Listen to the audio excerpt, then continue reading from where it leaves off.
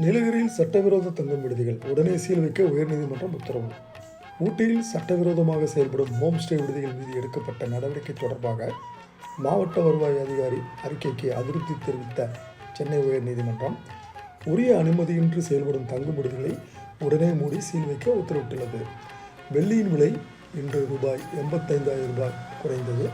தங்கமும் பவுன் 7,600 இறங்கியது. பார்லிமென்ட்டில் மத்திய நிதியமைச்சர் நிர்மலா சீதாராமன் இன்று பட்ஜெட் தாக்கல் செய்கிறார். அவர் தாக்கல் செய்யும் 9வது பட்ஜெட் இது. இதன் மூலம் தொடர்ச்சியாக 9 மத்திய பட்ஜெட்டை தாக்கல் செய்த நிதியமைச்சர் என்ற பெருமையை நிர்மலா சீதாராமன் பெற உள்ளார். அது மட்டுமின்றி நாட்டின் வரலாற்றிலேயே முதல் முறையாக ஞாயிற்றுக்கிழமையில் பட்ஜெட் தாக்கல் செய்யப்பட உள்ளது. தமிழகத்தில் சட்டசபை தேர்தல் வரவுள்ள காரணத்தினால் தமிழகத்திற்கு பட்ஜெட்டில் சிறப்பு திட்டங்களை அறிவிக்கலாம் என எதிர்பார்க்கப்படுகிறது.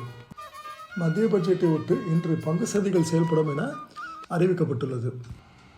பட்டதாரி ஆசிரியர் தகுதி தேர்வு எழுதிய 3.32 லட்சம் பேரில் 2.27 லட்சம் பேர் ஃபெயில் ஆகி உள்ளனர். மேலும் இடைநிலை ஆசிரியர் தகுதிக்கு 50% பேர் தேரவில்லை. இந்த விஷயங்கள் பிஎட் மற்றும் எம்ஃபில் ஆகிய படிப்பு தகுதிகளின் தரத்தை கேள்விக்குறியாக்குகிறது. பொதுமக்கள் போலீசில் புகார் அளிக்க அடையாள அட்டை அவசியம். புதிய விதிமுறை அமலுக்கு வந்தது. தமிழக போலீஸ் ஸ்டேஷன்களில் புகார் அளிக்க செல்பவர்கள் அடையாள அட்டைகளில் ஏதாவது ஒன்றை சமர்ப்பிக்க வேண்டும் என்ற விதிமுறை அமலுக்கு வந்துள்ளதாக போலீஸ் துறை அறிவித்துள்ளது. இன்று தைப்பூசம் திருவிழா.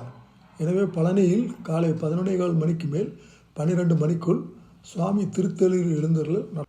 சுயமரியாதை இழந்து உலக நாடுகளிடம் கடன் கேட்பது மிகவும் அவமானமாக உள்ளது. வெளிப்படையாக ஒப்புக்கொண்டார் பாகிஸ்தான் பிரதமர் ஷபாஸ் ஷெரீப். தங்கம் 22 கேரட் 1 கிராம் விலை 14,900. இன்று வெள்ளி 1 கிராம் விலை 320 ரூபாய்.